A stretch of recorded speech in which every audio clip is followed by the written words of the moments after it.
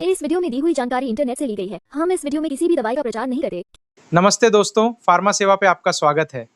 आज हम बात करेंगे एक बहुत ही आधुनिक और एडवांस दवा के बारे में जिसका नाम है जैक्वन टैबलेट। यह दवा मुख्य रूप से रोमेटॉइड आर्थराइटिस यानी जोड़ों के दर्द, सोराइटिक आर्थराइटिस और गंभीर अल्सरेटिव कोलाइटिस जैसी ऑटो इम्यून डिसीज को ठीक करने के लिए दिया जाता है। इस टैबलेट का इस्तेमाल विटिलिगो, एटोपिक डर्मेटाइटिस और एलोपेशिया एरेराटा के इलाज में भी डर्मेटोलॉजिकल डॉक्टर्स करते हैं। आज की इस वीडियो में हम आसान भाषा में समझेंगे कि इस टैबलेट में कौन से सॉल्ट्स होते हैं, ये शरीर में कैसे काम करती है और इसे लेने का सही तरीका क्या है।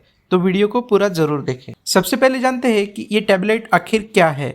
तो दोस्तों, ये एक टारगेटेड इम्यूनोमोड्यूलेटर दवा है। अगर इसकी कंपोजिशन की बात करें तो इसमें उपाडासिटिनिब नाम का सॉल्ट होता है जो अलग अलग स्ट्रेंथ्स में आते हैं, जैसे 15 mg, 30 mg या 45 mg। ये एक जैक इनिबिटर है, यानी जिसका मतलब है ये शरीर के उन खास एंजाइम्स को ब्लॉक करती है जो रोग प्रतिकारक क्षमता यानी इम्यून सिस्टम को ओवर एक्टिव करके शरीर में सूजन और दर्द पैदा करते हैं। ये कोई स्टेरॉइड दवा नहीं बल्कि एक मॉडर्न बायोलॉजिकल ट्रीटमेंट का हिस्सा है। ये कैसे काम करती है, अब बात करते हैं कि ये टैबलेट शरीर में जाकर काम कैसे करती है। हमारे शरीर की इम्यूनिटी जब गड़बड़ हो जाती है तो शरीर अपने खुद के टिश्यूज पर हमला करने लगती है, जिससे जोड़ों में गंभीर सूजन, दर्द, जकड़न या आंतों में ब्लीडिंग और छाले होने लगते हैं। इस टैबलेट में मौजूद उपाडासिटिनिब सीधे जैक्वन एंजाइम को रोकता है। इससे इम्यून सिस्टम की ओवर एक्टिविटी शांत होती है, जोड़ों की सूजन कम होती है और आंतों की अंदरूनी परत को ठीक होने में मदद होती है। इसकी वजह से मरीजों को जोड़ों का दर्द और पेट की तकलीफ से लंबे समय तक राहत मिलती है। अब बात करते हैं इसके मुख्य फायदे और उपयोग। डॉक्टर्स इस दवा को मुख्य रूप से इन गंभीर समस्याओं में प्रिस्क्राइब करते हैं। सबसे पहला है अल्सरेटिव कोलाइटिस यानी आंतों की गंभीर सूजन, पेट दर्द, बार बार दस्त और ब्लीडिंग को रोकने के लिए। दूसरा है रोमेटॉइड आर्थराइटिस, जोड़ों में सूजन, दर्द और सुबह की अकड़ को कम करने के लिए इस टैबलेट का इस्तेमाल होता है। तीसरा है एंकिलोजिंग स्पॉन्डिलाइटिस, मुख्य जोड़ों की जकड़न व सूजन को ठीक करने के लिए।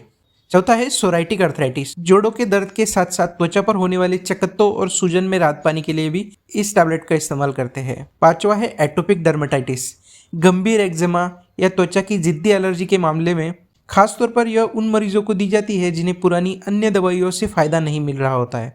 यहाँ तक कि बच्चों में जुवेनाइल इडियोपैथिक आर्थराइटिस के लिए भी डॉक्टर इसकी सलाह देते हैं। ये बीमारी को आगे बढ़ने से रोकती है और ये एक बहुत ही असरदार दवा है, इसलिए इसके उपयोग और फायदों का दायरा काफ़ी बड़ा है। अब बात करते हैं इसे लेने का सही तरीका। इस दवा को लेने का तरीका बहुत महत्वपूर्ण है। टैबलेट को हमेशा डॉक्टर के बताए डोज के अनुसार ही ले। इसे पानी के साथ पूरा निगले, चबाए नहीं। इसे आप खाना खाने के बाद या खाली पेट दोनों तरह ले सकते हैं, लेकिन सबसे ज़रूरी बात यह है कि असर को बराबर रखने के लिए इसे रोजाना लगातार एक ही समय पर ले। कोर्स को अपनी मर्जी से बीच में अचानक बंद न करें, वरना लक्षण दोबारा लौट सकते हैं। डॉक्टर की सलाह के बिना इसमें कोई बदलाव न करें।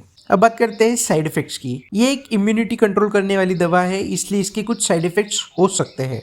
सबसे आम साइड इफेक्ट है अपर रेस्पिरेटरी ट्रैक्ट का इन्फेक्शन, जैसे सर्दी, जुकाम, गले में खराश या साइनस इन्फेक्शन। दूसरा है चेहरे या शरीर पर हल्की मुहासे निकलना। तीसरा है खून में लिवर एंजाइम यानी सीपीके का लेवल बढ़ना। चौथा है सिर दर्द, चक्कर आना या हल्का बुखार महसूस होना। और पांचवा, शरीर में व्हाइट ब्लड सेल यानी WBC की संख्या थोड़ी कम आ सकती है।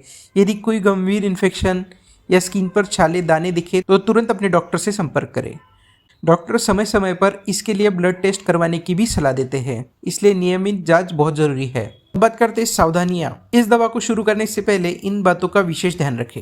सबसे पहला है इन्फेक्शन की जांच। इम्यूनिटी को कम करती है, इसलिए डॉक्टर इलाज शुरू करने से पहले टीबी, हेपेटाइटिस या अन्य गंभीर इन्फेक्शन की जांच करवाते हैं। अगर आपको पहले कभी टीबी या कोई गंभीर इन्फेक्शन रहा हो तो डॉक्टर्स को जरूर बताएं। प्रेगनेंसी और स्तनपान, यह दवा गर्भ में पल रहे बच्चे को नुकसान पहुंचा सकती है, इसलिए प्रेगनेंसी और ब्रेस्ट फीडिंग के दौरान इसका सेवन पूरी तरह असुरक्षित माना जाता है। डॉक्टर की सख्त सलाह के बिना इसे न ले। तीसरा है वैक्सीनेशन।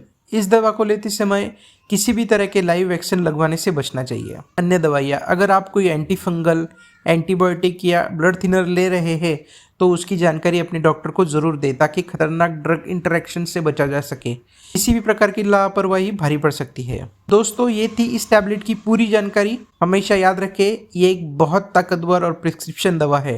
इसे अपने मर्जी से कभी शुरू या बंद न करें। हमेशा अपने डॉक्टर या स्पेशलिस्ट की निगरानी में इसका इस्तेमाल करें। अगर आपका कोई सवाल है तो कमेंट बॉक्स में ज़रूर पूछें और ऐसी ही सही मेडिकल जानकारी के लिए हमारे चैनल फार्मा सेवा को सब्सक्राइब करना न भूलें।